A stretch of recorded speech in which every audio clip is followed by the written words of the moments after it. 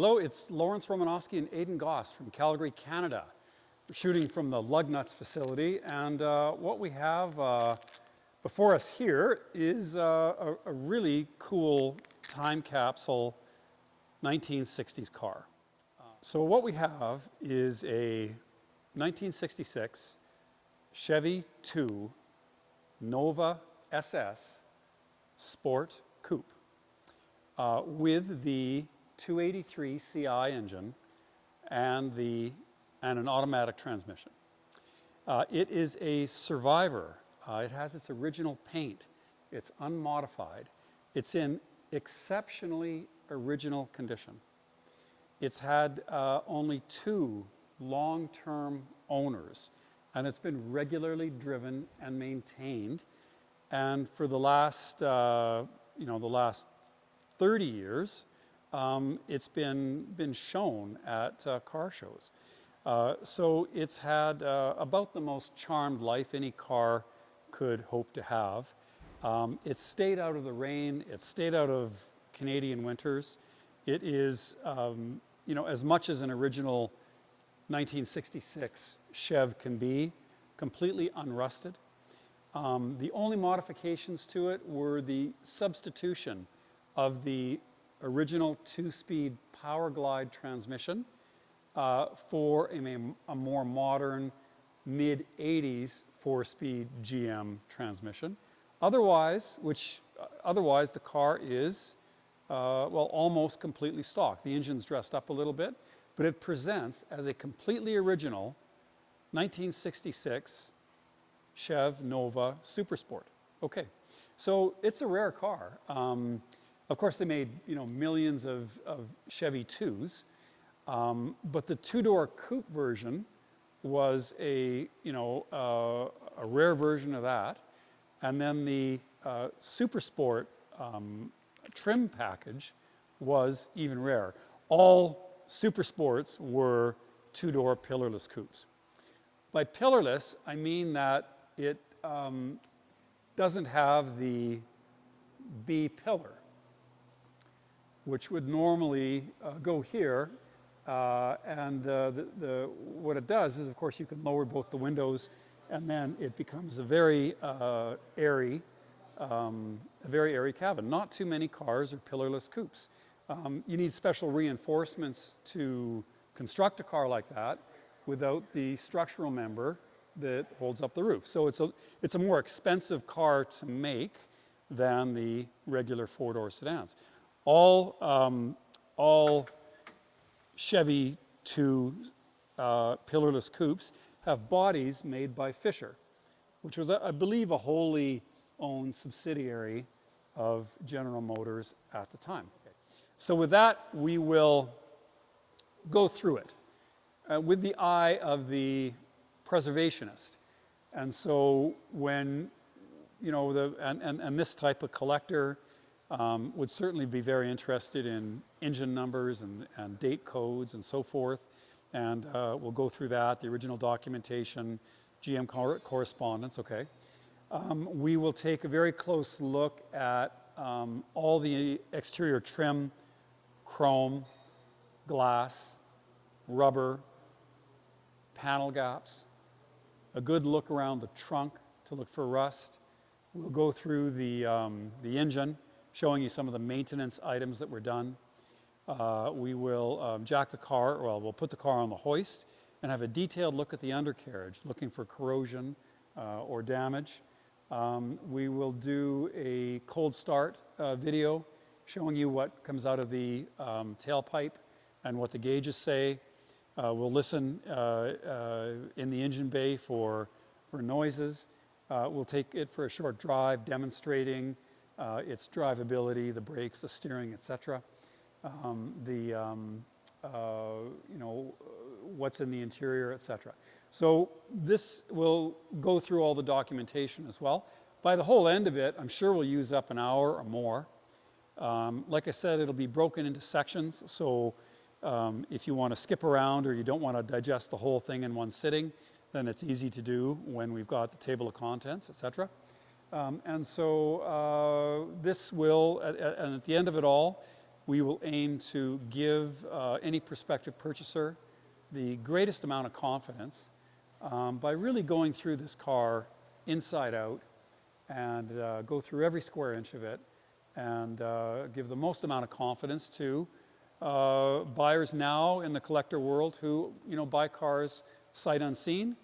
And it's a bit of a big ask to send somebody you don't know a bunch of money for a car you haven't seen in a different country or a different place. But I think we can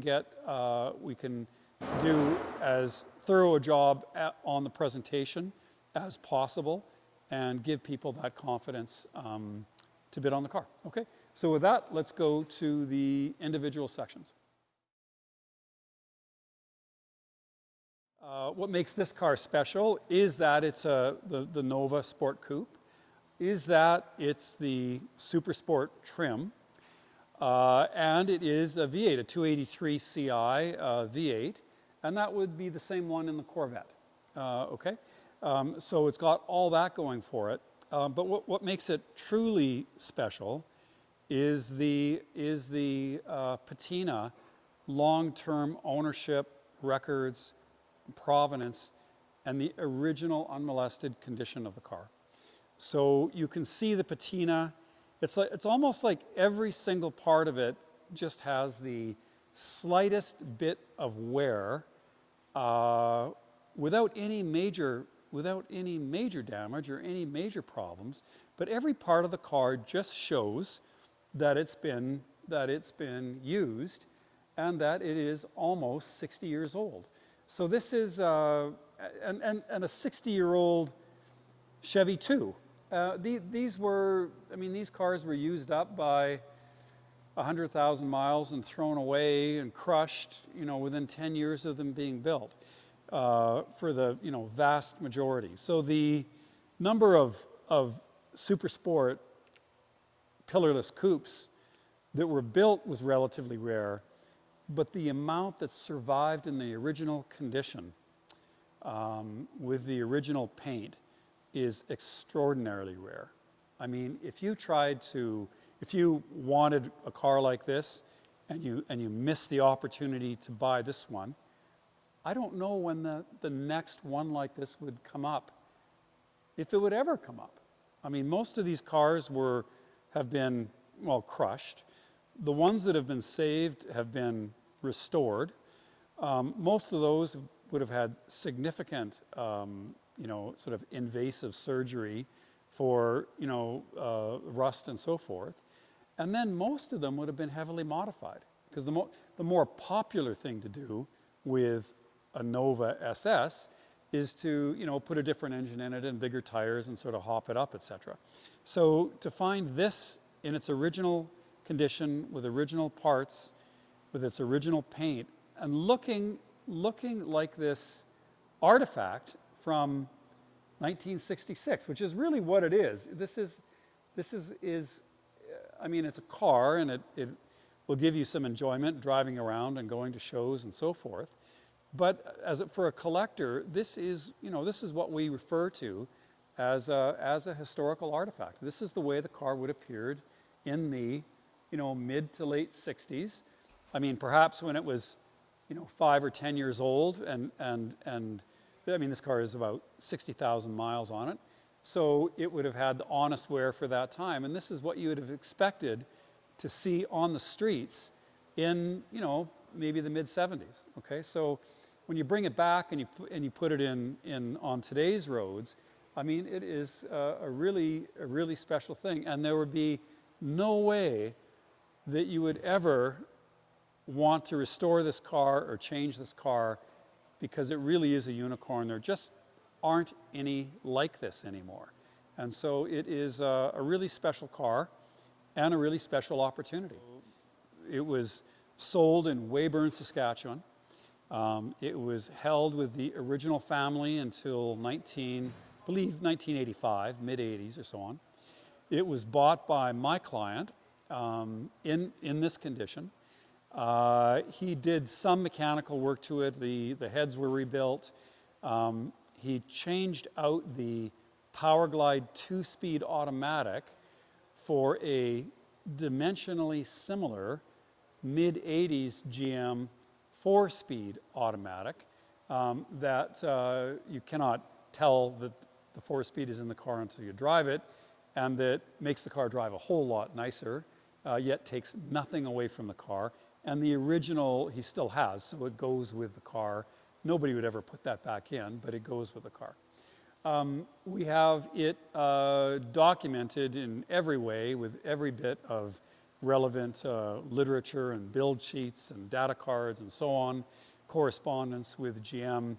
And we have all of the receipts from the mid-80s, including notebooks of what was done when, at what time, and all the invoices and so forth. So we've got a car with, we have the original owner's manual, we have the original service manual, we've got a proven provenance, ownership history, documentation of all maintenance, and a car in its original condition with its original paint, and every bit of this car, apart from the gearbox, I suppose, is you know, from the mid-60s. This car has had one fastidious owner since 1985. We have all the records, receipts. We have his notes. We have a little notebook saying, you know, when he did what at what mileage. And we'll do a part of the video as well will be all the documentation on that, and basically the history and provenance of the car.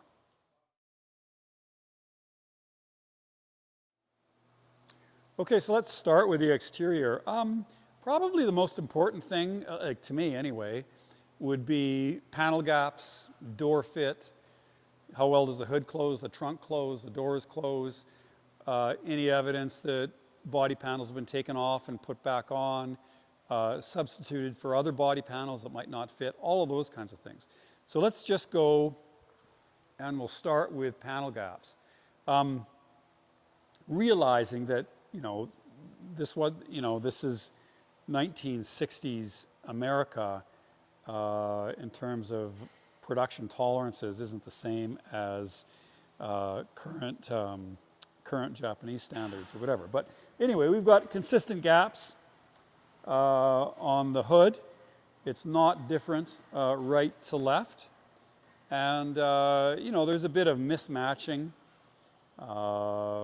along the fender to the door.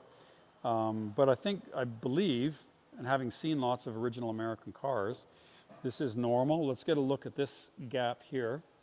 For the doors and the rear door. When you do invasive surgery on cars and start replacing floors and inner sills and outer sills, it's very, very difficult to get the doors to fit. Often, you know, they'll stick proud of the bodywork, and you know, we see this as being basically flush. I mean, it varies depending on what part of the door you're at, but it's not like the door doesn't fit or one part of it is sticking proud of the other. And then, especially with a pillarless coupe, it's not as rigid a body as one with a B pillar, and so there is more opportunity for the doors to get out of alignment and so on. And you know, you can just tell the way that shuts that it's original. It's not easy to get a car to do that after you've taken it all apart and let in a whole bunch of new metal. And we can also look at the door striker here. And you know, if something's misaligned, you might see some scuffing in here, some of the metal worn away. You might see, you know, marks on the sill from chafing from the door against the sill, etc. So we don't see any of that. Okay, so that's the driver's door.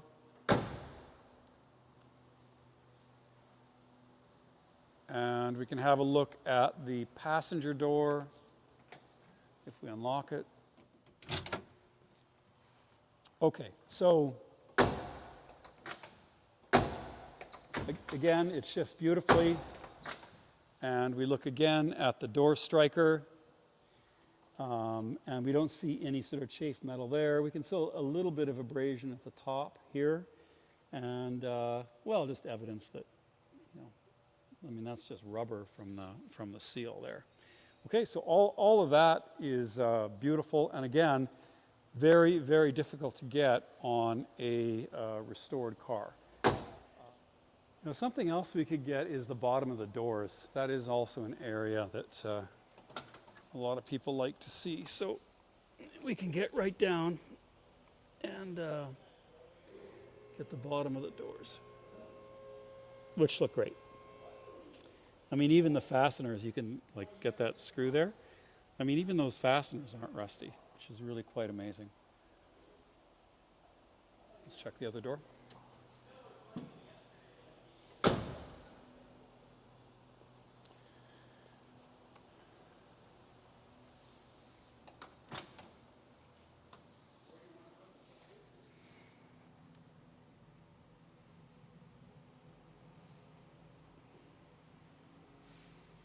It's just excellent. It's an incredibly well-preserved car. Well, let's go to trim, because it can be at times really hard to source quality trim pieces. And so we can look at every piece and we see that, it's got, again, slight patina, small dents or whatever, but, it looks unrusty. It looks original. The bumper, the chrome on the bumper is just excellent. We don't get any, there's some light scratching, but there's no pitting or flaking of the chrome or no rust. And we'll do the underside of the car too. We'll get a better look at the bumper when the car's on the hoist.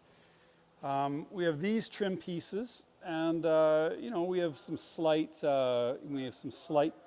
pitting on every piece that's uniform. So it's not a collection of old and new, and it's not a collection of badly fitting reproduction trim pieces. It's all the original trim pieces with just a slight dusting of wear. So, the color is still good on the Chev badge, but it's worn out a little bit. Again, we can see some light pitting. The color is worn a little bit on the SS badge, but it's still, it's still red. And, we can look through all of this areas. There's nothing that's a major dent, but every piece has a little bit of evidence of use. None of the fasteners are rusty, which is amazing, okay? Then for glass, we've got, there's no cracking, and I don't see any sun damage or crazing of any of the lights, okay?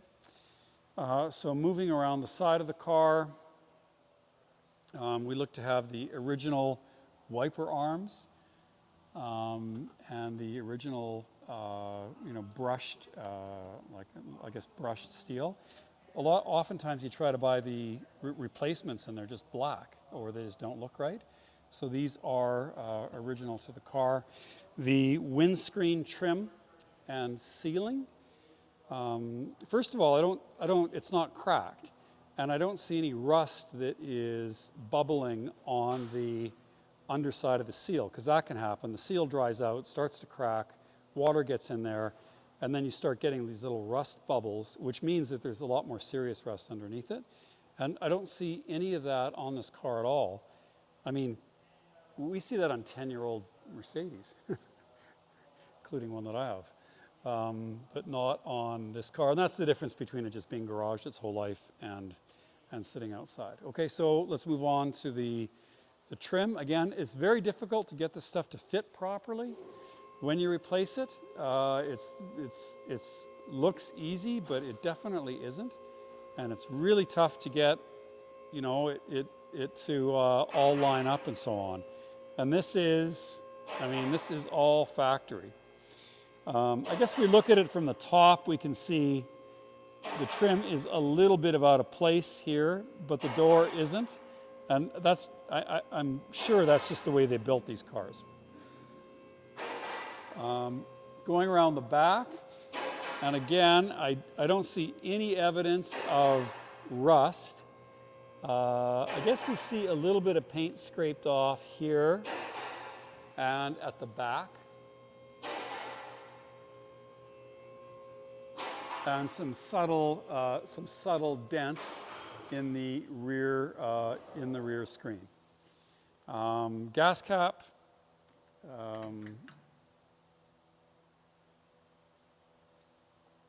Looks original to me, at least, and there's no rust buildup inside there. All right, let's go. We have the Super Sport logo, and then if we bring the camera down a bit, we can see all these trim pieces. And again, these little screws here are not corroded, and the chrome here, which is really susceptible to attracting dirt and moisture and rust, is in excellent shape. We have the wheel trim here, and again, if you get into it really closely here, like pan right in, you can see that all the different little things that have happened to it over the years, but nothing that is a big dent.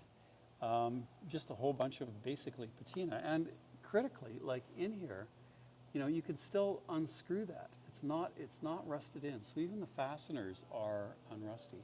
And we can do a lower pan of the lower sill, and we can see that it doesn't, the trim on the door doesn't sit exactly flush, but again, the door panel does. And so, I'm sure that is just the way they were made. I've seen a lot of original American muscle cars, and like I said, the fit and finish and panel gaps and the way they put the decals on is definitely highly variable on those cars. So, but again, it's got that light patina on it, but no damage. So you just wouldn't replace any of these parts. Okay, let's continue around the back to the rear bumper and taillight, and again, the surround is in nice shape. The lenses have no cracks. The bumpers, there's no rusting or flaking or pitting on the bumper cover. There's no dents on the bumper. This car's never backed into anything. Super careful when I drive it around because I don't want to be the first guy to put a dent in this car. And okay, so then we have the rear trim panel here. We still have the red and blue color fill for the logo, which is nice, and no dents in the in that panel. Okay, same thing with the rear taillight, Super Sport logo, and you can do a pan of the lower sills as well. And we can also show the SS hubcaps as well. So maybe we'll do a slow pan on the lower bit of the car. I have another shot of this when the car is in the air. It's a little bit easier to see, but Aidan will just take a really slow walk.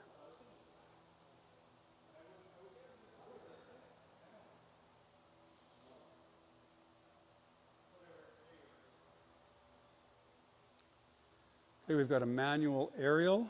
We've got dual mirrors, and we can see the Chevrolet logo embossed on this one. The mirror on the other side doesn't have the Chevrolet logo, and I'm just not sure about that. Which one, are they both original? Is one original and the other one isn't? And which one would be original? I don't know. This one looks quite new.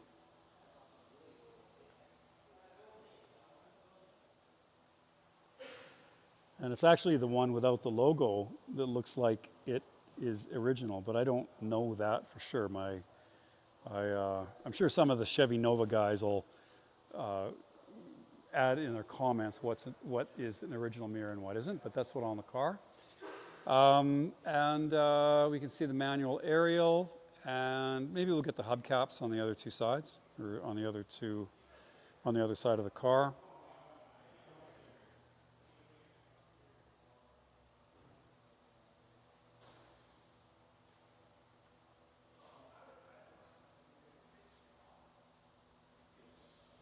All right, so all the original trim is present. I mean, there may be a few pieces that have been replaced, but it doesn't look like it. It looks like it's all the original trim. It all fits reasonably well, I believe, as it was when it rolled off the factory. Let's have a close look at the paint We can see what's really interesting on this car is that because every panel has some scrapes on it, and the primer is visible underneath the scrape, and so you can look through every panel and see the original primer and the original paint depth. So this is a car where I don't even need to meter it because I can see that it has the original paint just by looking for the original primer. But we'll get, and it might not be obvious in this light, but the roof is a different color. It's two-tone. It's a lighter shade of tan than the kind of goldish brown body. If we do a really close look at all of the paint, we can see that on every panel there is light uniform wear or patina. We can see the primer. Every panel's got its share of dings. Small though. There's nothing that's a big one. The worst of it is, it looks like there was a dent in this area and somebody pounded it back out, but without blowing in any paint. It looks like they just pounded the dent back out. So something hit it right there, and then they went underneath, and then they tapped it out. But we can just do a pan and look at some of these marks throughout every part of this car.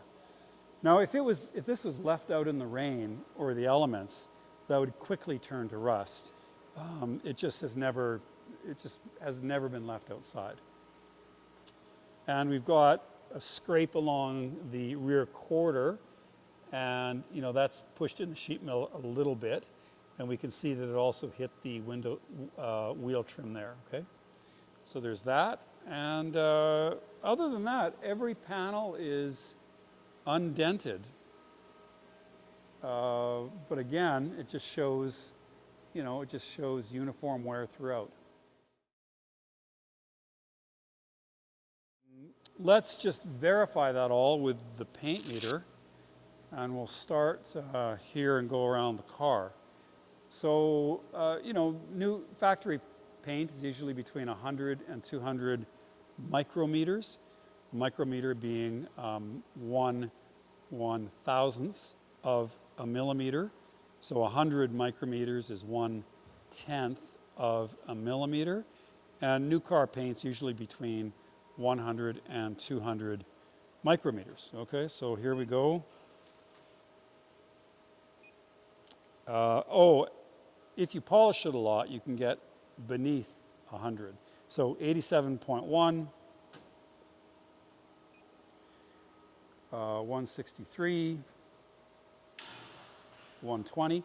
Now keep in mind that when the paint is laid down, it's going to flow over the contours on the car and build up in certain places, and it's going to be thicker in some places and thinner in some other places, and the vehicle will have been washed and polished. So you will see some variation in the paint depth, but a repaint would be, say 300 or 400 as opposed to 100.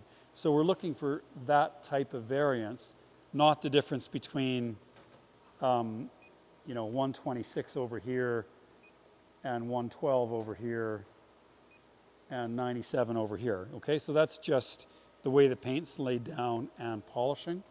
So here we go, 74, 76,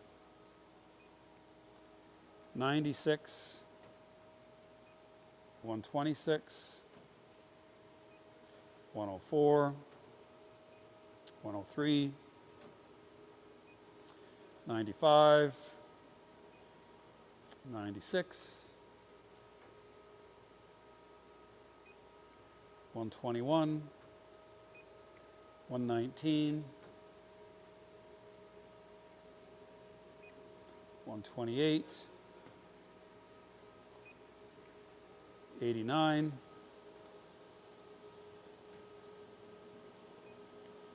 73, 73, 110, 81, 74, 73, 64, 131, 154, 150, 100, 88, 134, 135, 120, 95, 90, 126, 106, 101, 75. When I do the meter of the roof, 187, 163, 180 or 178, 159, 185, 159, 164, and 171. So the thickness on the roof, we're averaging about 150 or 160 micrometers versus the thickness on the lower part of the car where we're averaging maybe 80 micrometers. So it's roughly twice as thick on the roof as on the rest of the car. And I'm not an expert as to how Fisher painted these bodies, or in fact, if Fisher did paint the bodies. So it's possible that the lighter color was sprayed, like the whole car was painted in the light brown, and then the cream was painted over that. Or for whatever reason, it's possible that the paint went on a bit thicker on the top than the bottom. 160 micrometers is still, I would say, too thin to be a repaint. Normally the repaints are in the 300 to 400 micrometer range. But the honest answer to that is I'm not familiar enough with Fisher and the way these cars were painted to give a definitive answer. But what I can say is that this paint has been on the car for more than, well, longer than my client has owned it. And it looks original to me. I do not think it has been repainted. I think this is the way it came from the factory. But I don't know about the roof, okay? So that's just an unknown. And I'm sure, like, the people that know these cars tend to know everything about them. And so I'm sure somebody will chime in with what they feel is correct on that. Anyway, that is the paint meter report from this, from the Chevy II Super Sport. And unquestionably, all of the body panels, at least not on the roof, is original paint. Okay, so that's original paint, unrusty and accident-free. Okay, so let's do glass. Now there is a crack in the windscreen, and we can see it started with a chip here, and it runs to here, and it looks like it got repaired, and there's a little bit of glue or something in there preventing the spread of it. And other than that, I don't see any other. All the light lenses are good. All the glass, side windows are good. It's not, they're not scraped. Rear glass is good. I don't see any markings in the glass. I assume that came later, automobiles produced later on. So apart from that one crack, all the glass is good. Into the interior now.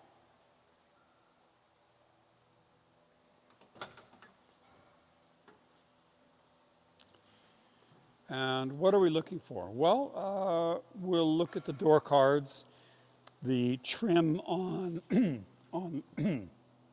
on the door cards, whether or not the door card can get pulled off, and then it can get actually pretty hard to put it back on properly, and clips break and so on. So I don't see any of that. We see some light wear from some of the chrome pieces. on the handle, but again, light uniform wear. I guess we can take that out. Have a look at the carpets, which are all beautiful. Seat belts, which are all original and in good shape. Let's do a slow pan of any of the Brightwork, center console, shift lever, steering wheel. Just get a close look at all of that. Obviously we see some modern gauges that have been put in and a tachometer that would have been installed at the same time as the engine work that was done to the car. Okay, let's look at the top of the dashboard, and we see the makings of a tiny little crack here.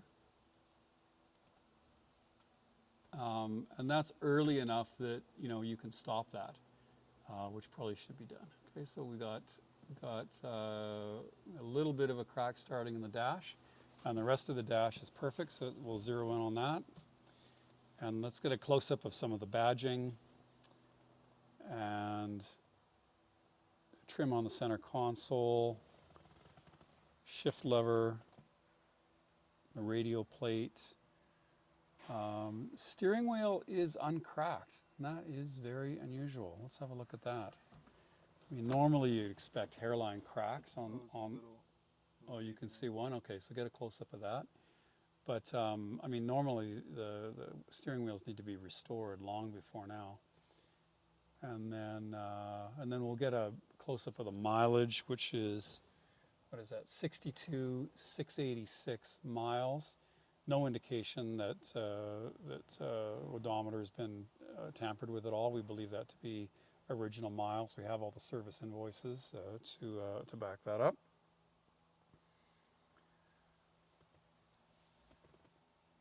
And we can also get the rear view mirror in the surround, the sun visor. We can see a tiny tear in the headliner over there, so get that. And then maybe get the interior dome lights, and we'll look around the rear window for any signs of water leakage and staining. Okay, because that can happen with old cars. The weather strip dries out, and we don't see any of that. Some of these, I mean, if you get a picture over there, in the corner there, you can see that trim piece for the interior window isn't fitting all that well for some reason. The parcel shelf in the rear, no modifications, hasn't been cut out for speakers or anything like that. It's original. And the rear of the car looks like nobody's ever been back there. And that could very well be the case. We'll get out and we'll show you the upholstery of the front seats. There's no bolster wear, rips or tears in the seats. Carpets are all in excellent shape.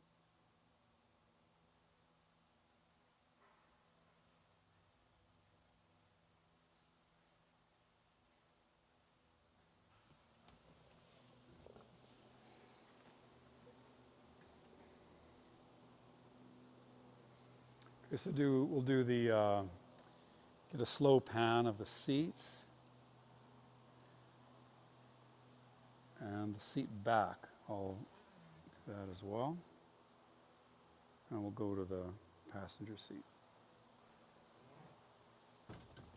A lot of old cars, they don't get driven that much, so I'll take the mat out so you can look at the carpet too.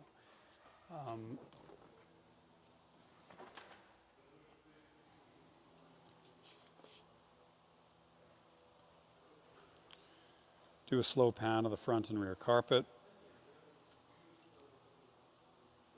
And the seat fronts. And the seat back.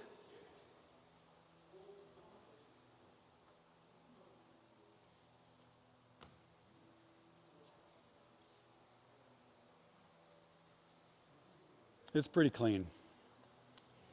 Oh, I was going to say, a lot of old cars, get put in long-term storage, and depending on where they are, it doesn't take long for mice or whatever to get in the car, even on relatively new cars. So there's no evidence that anything's ever been in this car. There's no smells, there's no droppings, there's no evidence of nests, there's nothing that looks like it's ever been chewed up. So that happens with surprising frequency with cars that aren't driven. Okay, so we've done the exterior. I guess we could do the glass as well. We haven't done that yet. So I guess I'll roll up these windows to show you that.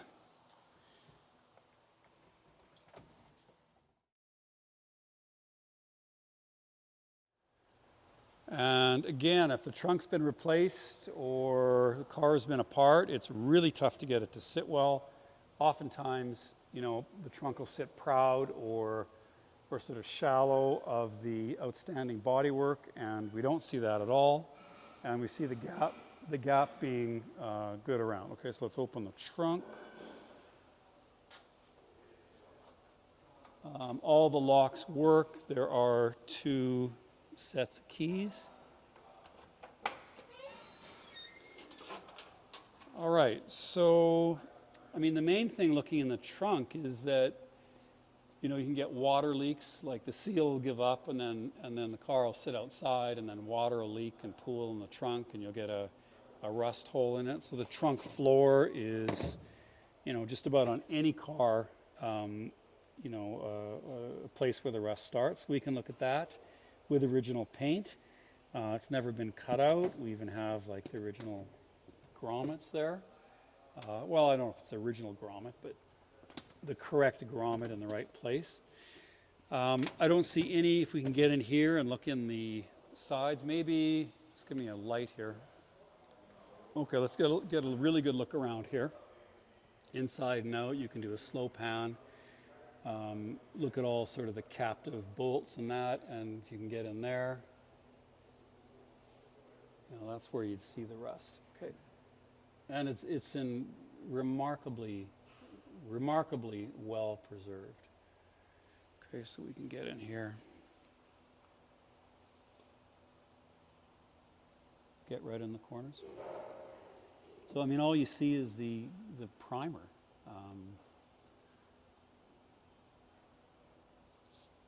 And we have an older spare tire and some extra parts. Okay, so we can get the underside of the trunk lid there.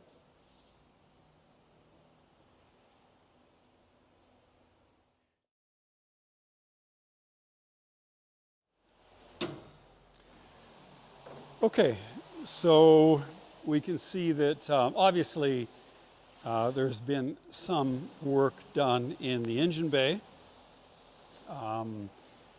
You know, we can see that we've polished the aluminum intake manifold. It's got new valve covers. The heads were redone. You know, there's some items like the chrome alternator, which obviously wasn't stock, but that's about it. And when they did the engine, they repainted the sides of the engine bay. Okay, so that was one modification that was done. It's probably a good time to look at some numbers on the car. So we have the data card here, and we have the style 11837. That denotes it as a Super Sport 2-door coupe. And we have the body number. Get a picture of that. What is it? 200, 50. Yeah, 200, 250. And the paint we've got as TV. Okay. And then what else do we have? We have the engine number down there. So that is, and this engine is original to this car. Battery's new. The battery tray isn't rusted. We can see it's just nicely cleaned up, and you know, it's difficult to go through all the work of, you know, doing the heads on the engine without kind of beautifying it a little bit. But he didn't go out of control. We've got a really nice headers on it and a nice exhaust, so we can see the headers on the car. Again, any part that the owner has replaced, he kept the original part. So if somebody wanted to put the original cast iron manifolds back on the car, or the original 2-speed power glide back in the car. Those do come with a car, and it is possible, although I don't see why you would do that. Okay, so engine bay looks great. I think obviously the black has been repainted when the heads were done on the engine, and that was shortly after he bought the car in the mid-80s. I think the invoice is 1987. We also have this sticker here, which it looks like they masked around, and it's a bit too faint to read. Probably an oil recommendation, but I don't know for sure. Okay, let's get a look at the hood pad. And I mean, that's probably replaced. But we see the underneath of the hood, and just maybe, you know, the lightest dusting of a whiff of surface rust, but nothing that's, you know, nothing that's flaking off, or no soft metal at all. Just kind of an honest patina. Okay, and the hood shuts well. And that's, what is it, 6118-37000-459. Again, 6118-37000-459.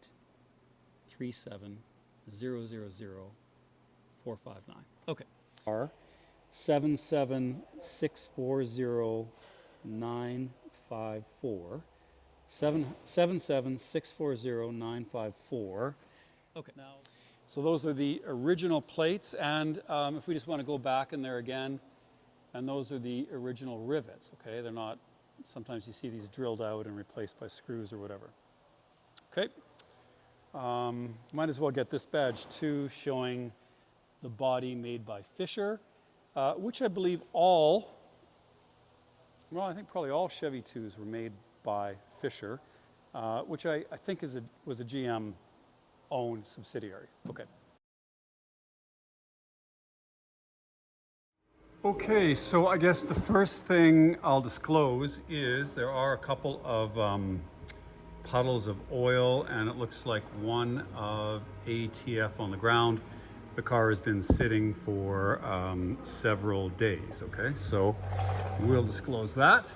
And let's just have a look at the general condition of the undercarriage. Now, one point I want to make is that now that detailed undercarriage shots are expected of collector cars, you know, the dealers have come up with lots of ways to kind of beautify the underside of them. And sometimes that's just cleaning them up, and sometimes that is just taking, you know, a piece like that and spraying it with spray paint, which does nothing except cover up the rust. But there are some processes where you can go through and you can pressure wash it, you can dry ice blast it, and there's also some sort of like rust neutralizing solutions that you can get that basically are a phosphoric acid as a base and kind of leave a phosphate coat. Okay, so there's all kinds of things you can do to the underside of a car to make it, you know, to bring it up. It's really difficult to tell in the pictures what is just a cheap rattle can, and then what is, you know, proper, you know, rust removal and preservation. For this car here, we didn't touch it. Okay, so let's start at the front. Well, I guess the first thing we notice is the tires, and they're basically brand new. And I think they date code to May 2024. Okay, so that strikes you immediately. The other thing that strikes me is the condition of the chrome on the car. I mean, normally for a car that's unrestored from 1967, you expect to see the chrome flaking and rusting and so forth. And it's in exceptionally good shape. I gotta say, I mean, so even at the bottom edge, you know, it's still, there's, I mean, some imperfections, you know, you can see some light pitting, light crazing and whatever, but it's an awesome shape for being 1966, as are the headlamps and the lights. Okay, so you see that. So this car clearly just hasn't been in the sun, and it hasn't been, and obviously in winter, in salty weather. You know, it's been really well kept. But okay, so we'll go through. We'll look at the suspension. We've got disc brakes in the front. We can look at some of these bushings, which are still uncracked. I don't see anything here that needs to be replaced. Where are the flex hoses? You know, they're still subtle, they're not brittle. I'm looking at these suspension components. I guess these would be new. Those are the poly bushes for the steering rack. You can see the power steering there. It's not leaking. And again, we'll go through here and look at the ball joints and stuff. Okay, so front suspension looks good. I guess overall you're looking for, you know, corrosion basically, or damage, and there's, you know, virtually it's very, very well preserved. Okay, so we can look at these steering arms, see some evidence where the car has been aligned. Bottom of the engine, we can see a little bit of drip there from the bottom of the oil pan. You can see these beautiful headers, which come down on both sides. So it's a, what is that? I guess a 4-into-1 collector. You know, it's a tiny little bit wet at the bottom here, and I guess we saw the drips to evidence that. There's no excess, you know, mucky grease or anything. That the excess has all been wiped off, and I don't see any damage. Sometimes cars can get jacked up improperly. We can see dents in the floor pan where, you know, the arm for the lift was in the wrong place. I don't see any of that. Still see what looks like some original markings here in yellow marker or yellow grease pen. The sills are, you know, rust-free, really solid. I mean, there's this light dusting of surface rust on the floor pans, but like no soft metal at all. And, you know, we can see what happens when we, you know, just put a little bit of WD-40 on it. It doesn't even look rusty at all. So we can see that the exhaust is recent, obviously. These mounts for the suspension are totally solid. All the metal here is totally solid. And we have this kind of single leaf spring rear differential. So obviously, you know, it's had springs and shocks in the rear, and you know, we can see that it's got a new fuel tank. But looking up in here, like up in the places where you would really expect, you know, it to be rusty. I mean, like I said, there's a thin dusting of surface rust, but no soft metal at all. I mean, you see these areas in there. I mean, you could even like take those fasteners out. I mean, nothing is going to be rusted solid, which I think is really quite remarkable on a car of this age. You know, there was no undercoating from factory on these. Okay, so that's the bottom of the rear seat.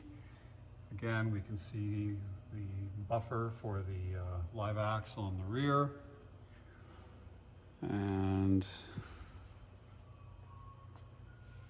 you know, it looks like all these fasteners would just come out. Nothing's rusted at all.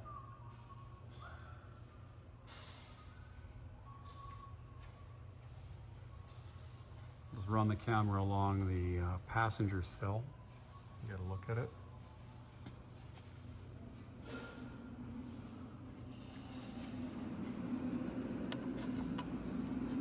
There's some dirt in there, but it's not rusty.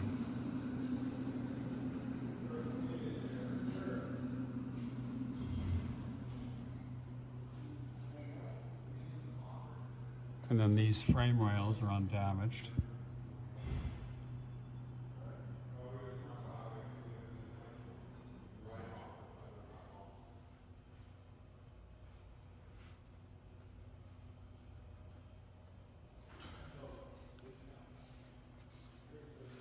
I mean, this is as good a 1966 unrestored chassis and underbody as I think you could ever hope to find. I guess this would be some, I guess there was some undercoating, and you can see that it just peels back a little bit, but even if you peel it off, you know, it's totally solid metal underneath there. We can get a look in the fender arch there. And again, this is just as we found the car. I mean, the next owner could go through it and dry ice blast it and pressure wash it and detail it and coat all the,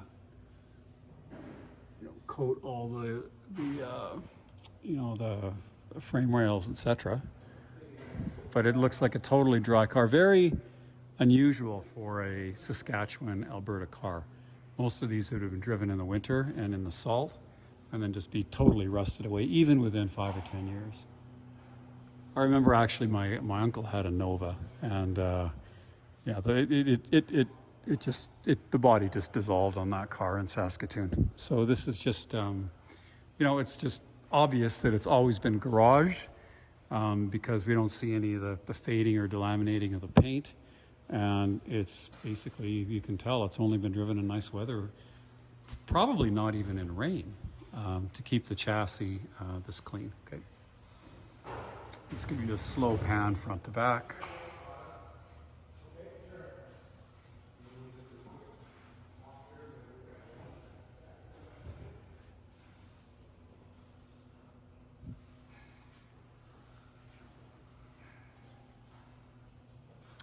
And while we're down here, it's actually not a bad time to, I'll lower the car a little bit, and then we can get a look at the lower body panels, and they're a lot easier to see if the car is on the hoist rather than on the ground.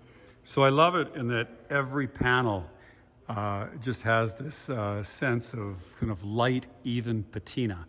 You don't even need, I'll do a paint meter, but I don't even need a paint meter, because you can see the primer underneath the paint. But let's just do a slow walk around of these lower panels, because oftentimes you just really can't see what they're like when the car is on the ground, okay? So it's amazing that these fasteners still aren't rusty. You can see everything's got a sort of share of use over the years.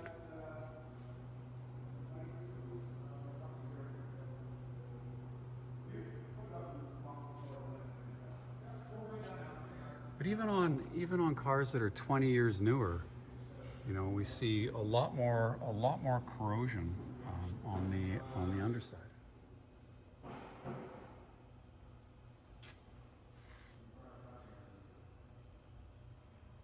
I've had several 70s and 80s Mercedes that have similar sort of chrome trim on them, and the fasteners are all rusted solid. And those cars weren't driven in the winter. So I don't know how this one, I don't quite know how this one survives so well. I guess just one careful owner is the answer to that. So there is the bumper.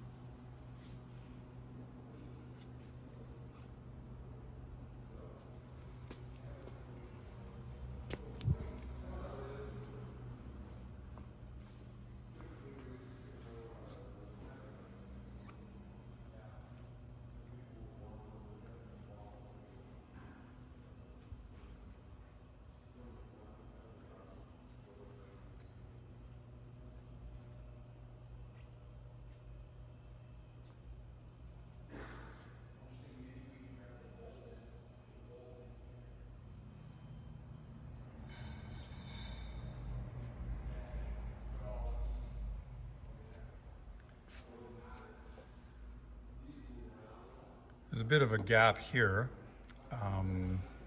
Sticks out proud a bit on the front end, but this swage line lines up And the door top lines up, so I suspect that's just the way they came. Not much you can do about that.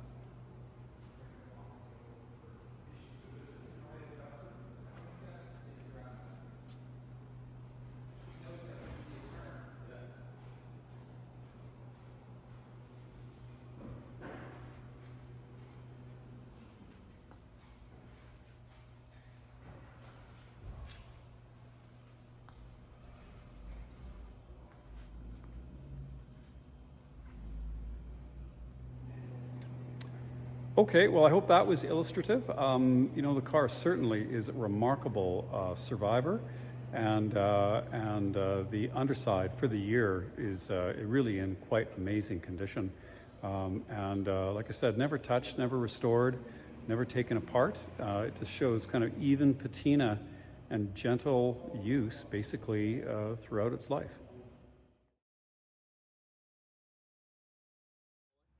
Okay, so we'll do a cold start on the car, you know, the engine is cold. Let's go around the back, and I'll unclip my microphone, put it near the exhaust, and Aidan will film it when I start it up, and then we'll put the microphone in the engine bay, look for some, or listen for some noises. It runs beautifully, there aren't any, but we'll demonstrate that. And we'll have a look at the gauges, and then we'll go for a drive. So I will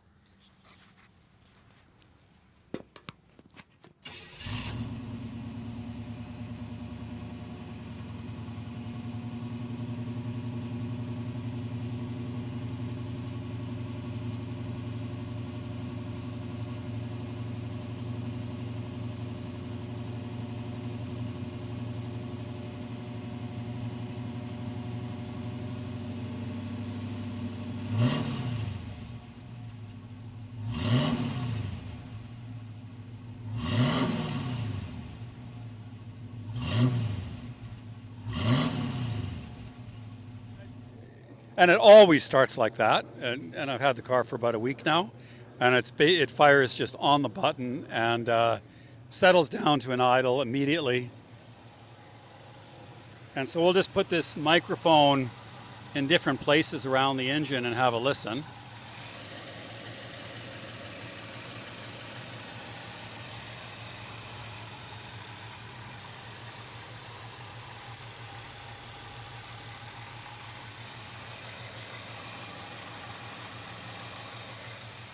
So the heads were redone, I think, in 1987, maybe 10,000 miles ago, around 52,000 miles. Obviously, the car got headers, it got valve covers. The carburetor was changed. It's a four-barrel carburetor now. Valve covers were chromed. Alternator housing is chromed, and the interior panels of the engine bay were resprayed in the satin black. Battery is recent. Looks like May 2023, and it idles beautifully. Like I said, starts on the button, settles down to a beautiful idle. No rocker noise, no ancillary noise, no bottom end noise, and it runs really well. You know, often we get cars for sale, and when we get them, the reason that they're for sale is because they weren't used, and people are hanging on to them for one reason or another, and then come to the conclusion that nobody's ever using it, and then they put it for sale. The majority of the time, like 4 out of 5 times, the car isn't that happy because it hasn't been driven. And so, you might see that with fluid leaks. You might see it with erratic idling, with difficult startup, some drivability issues, whatever, square tires, like you name it. And so this car has been taken to shows, several shows a year, its entire life. I mean, the owner went to a great deal of trouble to, get an easel with a description of the car, telling people what it is. and so on, and enjoyed showing the car. And that's all it ever got used for. But it got driven enough so that it's always been a good driver. And in addition to that, it's got the 4-speed auto transmission, which really transforms any 50s and 60s car. I mean, there are very, very few cars that from the 50s and 60s that don't benefit from a modern gearbox, and putting a more modern gearbox, and putting a gearbox in the car, I mean, as long as it fits, doesn't do a thing to distract from it, yet improves the way it drives. So I'm a big proponent of that, whether it's like the Austin Healey 3000 with a Toyota 5-speed we have, or some of the Resto mods we had with late model gearboxes, or this car with a 4-speed automatic from the mid-80s. But let's get in and we'll drive the car now. We've got, it's reading 30 psi of oil pressure, and we see actually the tach, so it's idling at about 850 RPM here, and as I raise the RPMs to 2, oil pressure's climbing past 30. If I raise the RPMs to 25, I'm getting, well, that's 2,400 RPM and 40 PSI. I assume it'll go higher with a bit more revs. Okay, the tach works. We have half a tank of fuel. Radio yours at shaman.com/parkplace. Works. Looks like we got one single speaker there. And we've got blower motor works. And what else? There's not too much in this car. All right, so let's go. 4-speed. Mileage 62,686. We can verify that the odometer is working. Goes off the line really nicely.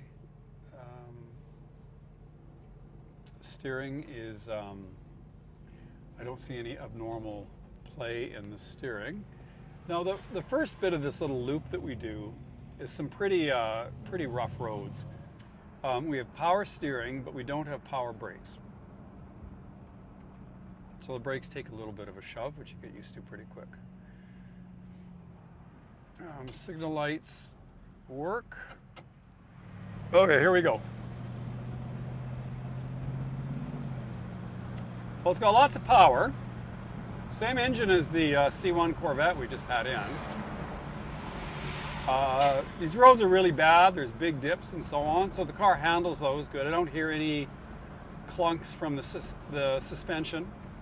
I don't hear any reciprocating noises, bearing noises, gear whine, you know, odd noises from any of the drivetrain. Kickdown's good from the automatic transmission. Let's try braking. Again, it's a really bad road. You know, so brake pedal is firm. You know, the steering's a little bit light. It takes a little bit of kind of constant correction to keep it going straight ahead on this roughly cambered road, which I guess is, I mean, that's just the way cars were in 1966. I don't see any play in the steering, only that it's light. I know the car has had some suspension work over the years, ball joints in the front, shocks. Certainly has rear springs anyway. And although much of this work would have taken place since 1985, you know, the car has only traveled about 10,000 miles in that time period. And really, it's just gone out to, you know, half a dozen car shows a year or something like that. Now, we were looking at the odometer, which is working. It's 687 now. Not sure about this clock. I'm not sure that is working. I think a few minutes have gone by since then. I don't see anything. So looks like the clock is inoperative. Idle is now dropped to, you know, probably 600 RPM. Car has been running for about 20 minutes. It's showing 25 PSI of oil pressure. I'm sure it has 10W30 in it for oil. So that's about what, that's healthy oil pressure at idle anyway. Okay, now we get to some actual nice pavement, which will make a big difference on any of these old cars. Go up through the gears.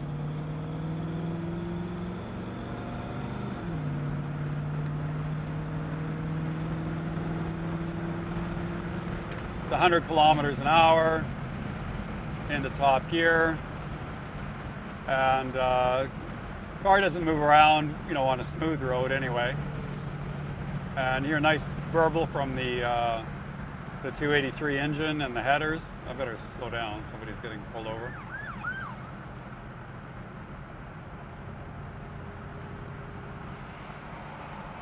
It feels like the right amount of power for this car, given the suspension and the steering and so on. It's definitely quick. Feels quick for the era.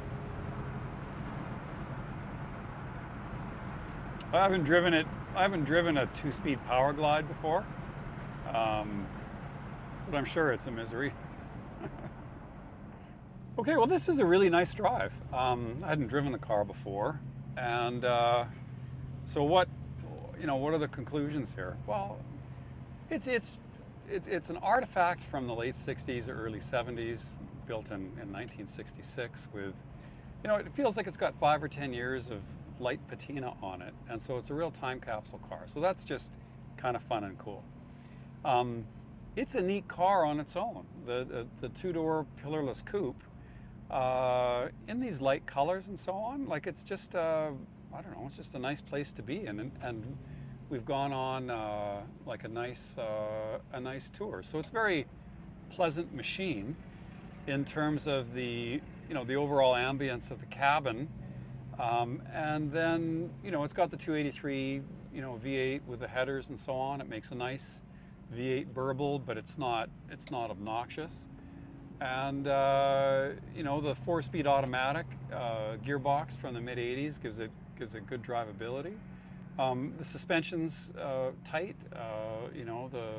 There's no play in the steering. So, on the rough roads, it moves around a little bit. It fights it a little bit, but on the smooth roads, it doesn't. It's got power steering, so it's easy to drive. And, the 283 coupled with a 4-speed automatic means it's got good acceleration and so on. So it's a really cool car. It's a really cool artifact. It's a really kind of nice place to be and spend time in. And it's actually just quite a pleasant machine all around. The interior's cool. It's got room in the back for adults or children. The pillarless coupe design and the lack of the V pillar really opens it up. And it's not like it hasn't been modified with aftermarket head units or speakers or whatever. And it's just a really honest car, a real survivor. And just a great example of a cool car that's from the mid-60s. So I've enjoyed the drive, and the drivability of the car is excellent, and everything works bar the clock. And this aftermarket temperature gauge probably isn't even hooked up, but the car just totally behaves itself and is a real pleasure. So. With that, please like and subscribe and bid. Lawrence Romanosky and Aidan Goss from Calgary, Canada. Thank you very much.